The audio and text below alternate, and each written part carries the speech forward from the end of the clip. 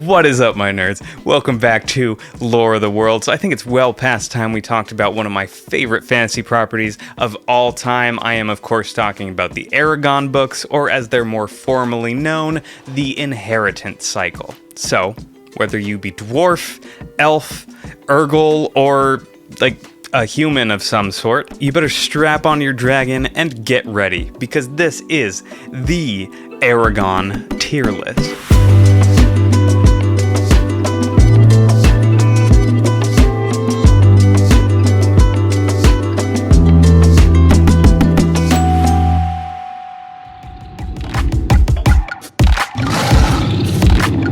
Okay, let's go ahead and get started with, where it all started. I'm, of course, talking about Christopher Paolini's first book, Eragon. This is the book that not only began the Inheritance Cycle, but was actually my personal introduction to the greater world of fantasy, other than, the Lord of the Rings movies, I guess. So, though I have a special place in my heart from this book, it's far from what I would call, a perfect novel by any means. As a quick note before we start, I'm going to be referring to the first volume as Book 1 from here on out, and to the character of Eragon as Eragon, to avoid any confusion. So one of the most lauded aspects of this novel upon release was the fact that Mr. Paolini was able to publish it at the age of 19, making him, barely older than Eragon himself at that point. This is impressive by any standard, and especially so for a fantasy book as thick as this one is, but, the young publishing age brings along with it a few distinct problems. So most of the issues with this first book stem from Mr. Paolini's inexperience in the art of writing, which is, more or less to be expected from a novelist so young. Book 1's main stumbling blocks lie with its prose, I would say, and honestly, going back and reading it again, it is so much worse than I remember it being. This is something that we're going to see a marked improvement throughout the series, but man, this first book was rough. There's a few issues with structuring as well, I'd say, where the pacing drags in particular, but I was honestly not too disappointed with the overall structure upon a reread. I mean, once the story gets going, the flow reads more like a road trip novel than anything else, which, I really appreciated. It was a fun introduction to the series. I will say, it feels like there was maybe one too many cities that were traveled to throughout the book. I don't know which cities could have been cut without causing other issues to cascade out from there. And frankly, I've read this book so many times that I find it hard to conceptualize any other pathways that Eragon could have taken to get to Farthendur, and I find it near sacrilegious to even think about how I would restructure Book 1. So let's move on from that topic for now. One of the most highly criticized aspects of this novel has been its more or less simplistic general arc. I mean, essentially, it's the basic hero's journey. The thing is, I don't actually agree that this is a bad thing in that scenario. I mean, if anything, leaning on this storytelling archetype was a wise choice for a young author to make, and it's a classic for a reason. It works. Borrowing from that which has a proven track record is probably going to be a pretty good place to start if you're writing your first book, and it works as a general structure to build off of. So lore-wise, yeah, pretty much everything we're going to run into in the story it's already there in the text, either as explicit world-building material or as references to greater concepts that are going to be expanded on in, later volumes. And upon a reread, yeah, it's clear that Mr. Paolini had a pretty good idea of where his story was headed and what he wanted to accomplish by the end of the cycle. And though this book is, let's face it, it's far from perfect, what it accomplishes is absolutely more than impressive, I'd say. I mean, anecdotally, it absolutely hooked me, and I read it 15 billion times. All said and done, Book 1 will be going into the B tier. There's lots of fun stuff here that will be improved upon significantly in later volumes. Yeah, solid B. Eldest is awesome. I love this book. It's my personal favorite between the first two books, but much of what I enjoyed about it has kind of changed from when I first read the book and today. To start off, the prose is beginning to show some signs of improvement, which was very nice to see. It's, still not fantastic by any stretch of the imagination, but Mr. Paolini has definitely started to focus and start to, hone his craft. I think that the part I admired most upon a reread was like the Roran sections, believe it or not. I mean, I'm not gonna lie, they bored the hell out of me the first time I read them when I was a kid. There's no magic, no dragons. Oh, there is a cat though, apparently. Hello. I think she's just gonna chill there now. Roran. Yes. I'm not gonna lie, the Roran sections kind of bored the hell out of me the first time I read them. There's no magic, there's no dragons, it's just some dude with a hammer, right? But that's part of what I actually admired most about these sections upon a reread. We got to see the world through the eyes of a more or less ordinary citizen of the Empire, and it provides us an excuse to explore some, non-magical world building while offering a pretty compelling story of a man just looking for his wife, but in, fantastic situations. Or I guess, technically it's his fiancé at this point. Whatever. The sections were also far more compelling than I remember them being, at least in this particular book. But I do think it works in this context. We have another cat up here. I hope you guys like cats. He's training credulity to the absolute breaking point in all of these Roran sections, but, it more or less works, at least for this book. And it's nice to see Mr. Paolini branch out and, start to explore characters other than Eragon. Indeed, I was surprised how distinct Roran's character voice was from Eragon, prose perspective-wise. Nasuada, on the other hand, is not so fortunate in this book. All of her chapters in Eldest absolutely dragged, and her character's voice didn't feel anywhere as distinct as it should have. I do really appreciate Mr. Paolini, playing around with different perspectives. It's definitely going to pay off in future books. However, as a result, the structure of this book, Eldest, often feels uneven. It's not the biggest issue, but the pacing of Eldest definitely suffers. But we haven't even talked about Eragon in all of this yet, have we? So I love Eragon's journey throughout the course of this book. We're starting to see his character mature and grow as a person, which is, very gratifying. We also see Eragon begin to mature as a writer with the help of Oramus and Gleader. Also, full disclosure, Eragon trading with those two was always, by far my favorite part of this book. This hasn't changed at all on reread. I could literally read a whole book of just Eragon and Saphira training in Duel and Varden. I don't even need a plot. Just give me a full book of those dope dragon/rider training sequences. I'll be set. Anyways, we can't truly talk about Eldest without entering into the cringe zone. So yeah, let's talk about the Arya of it all, shall we? So basically, Eragon fell in love with Arya, an elf princess, and he makes it very, very clear to her that he's super into her in 3 separate times throughout the book, right? He's 15, she's 100-ish. There's no getting around it. It's cringe. But also, I've been a 15-year-old kid before. This is literally exactly what I would have done at Eragon's age. No question about it. I was actually pretty impressed by how Mr. Paolini wrote these sections when I reread it.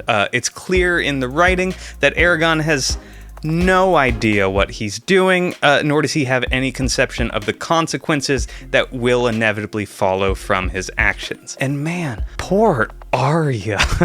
I really feel bad for her upon reread.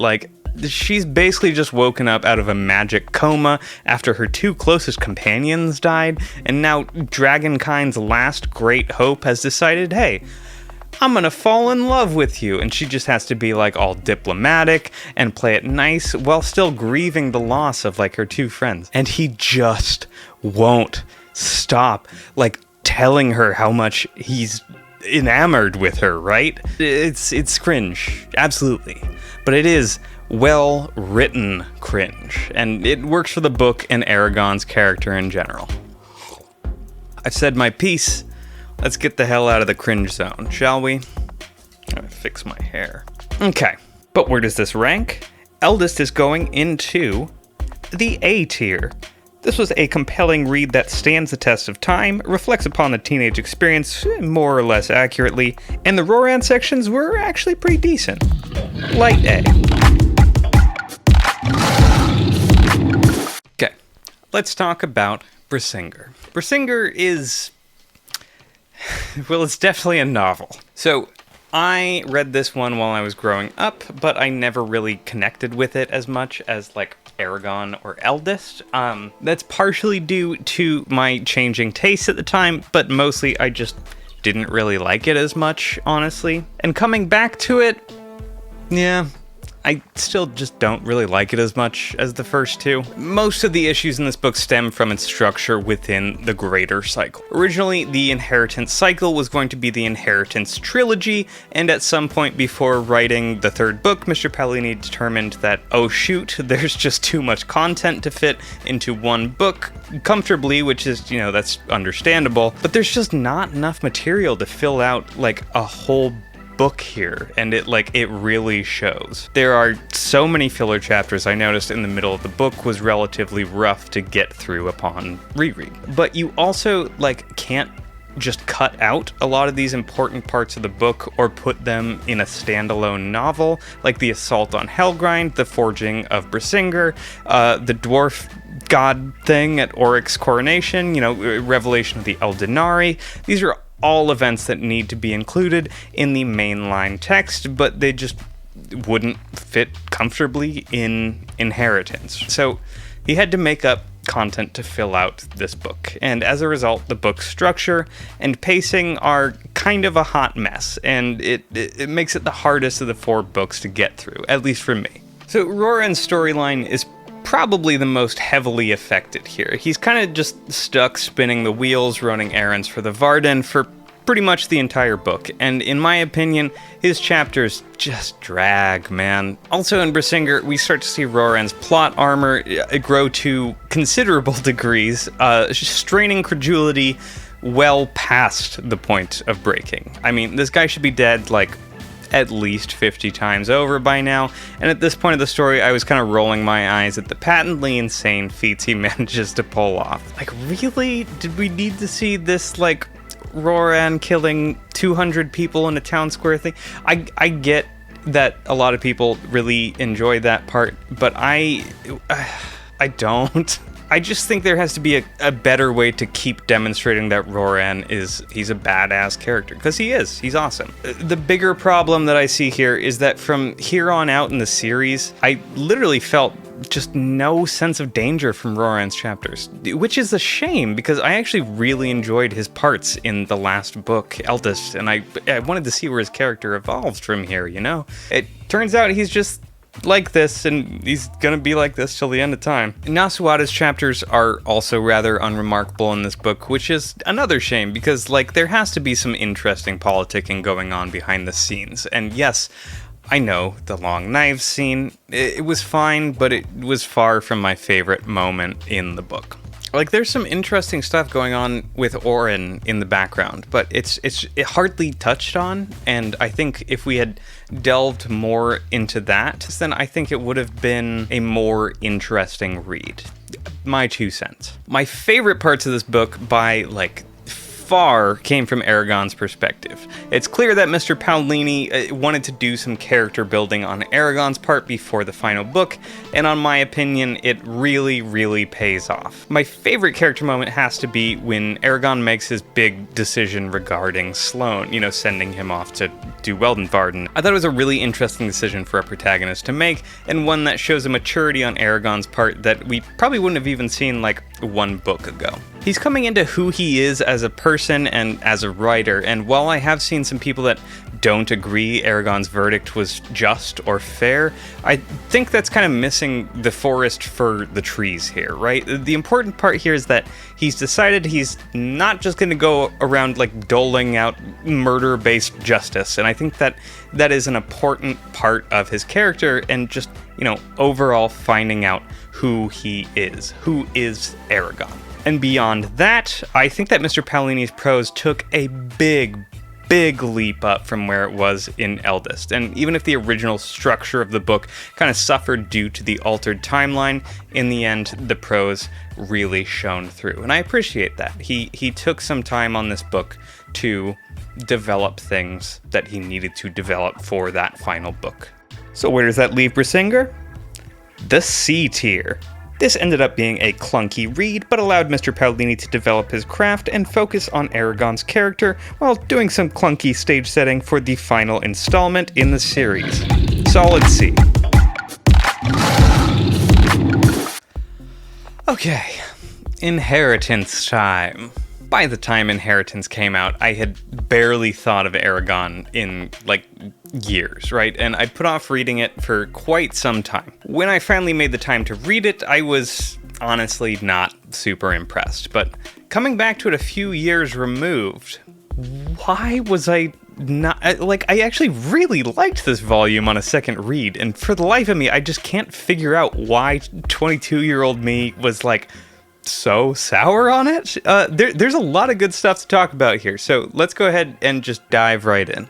Mr. Paolini's prose has improved a slight bit since Brisingr, but it hovers around the same level. It is so much better than the first book, but it's nowhere near what's to come once Paolini gets a few more years behind his pen. This novel felt so much better structured than its predecessor, and it's clear that Mr. Paolini had a very clear idea of the story beats he was going to need to hit going forward, and as a result, this book is a super duper satisfying read. The only place this book felt a little uneven was the beginning, and I don't know that it was necessary to show the siege and battle of Bellatona. It's really the only part of the book that felt superfluous, except for Roran sections. The last two books had pretty decent excuses for having Roran as a POV character, but his role in everything just falls completely flat for me in this book. There's never any real tension in any of his story, nor any discernible reason I can see for him being a POV in this book. And personally, I think that Roran would have worked far better without POVs in this book, unless he was going to die at some point, but he didn't, and its sections don't end up adding much to the overall story. Nasuwada, on the other hand, has a few super interesting POV chapters in this book.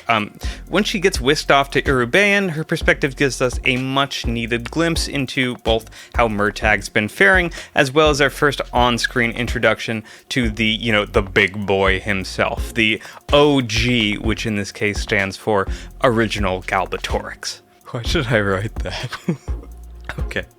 And I think that this introduction was a very desperately needed look into Galbatorix as a character. I mean, up to this point, he's not been much more than a myth. I'm very happy that we got some actual dialogue from him, as well as a brief exploration of the dynamic between Murtag and Galbatorix. Looking online, I see that a lot of people don't really like these scenes, and I can't really figure out why.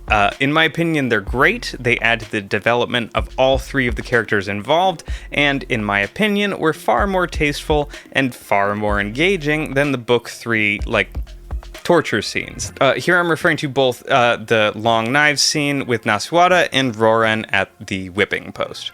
Eragon's arc in Inheritance was great. I loved it. I thought that it offered everything that it needed to deliver a satisfying ending while still leaving a few big questions to, be answered in the future books. The whole showdown between Eragon and Galbatorix was great. The fight between Eragon and Murtag was great. And I also really enjoyed Eragon's his sort of sense of directionlessness at the end of the book. It provided a more full resolution, in my opinion, than, for instance, a lot of Sanderson books kind of tend to just end. I really like that we explored after Galbatorix died. The Urgals and Dwarves being added to the Dragon Pact was a lovely touch as well, and I'm very much looking forward to seeing where that takes us in the future. Oh, hello.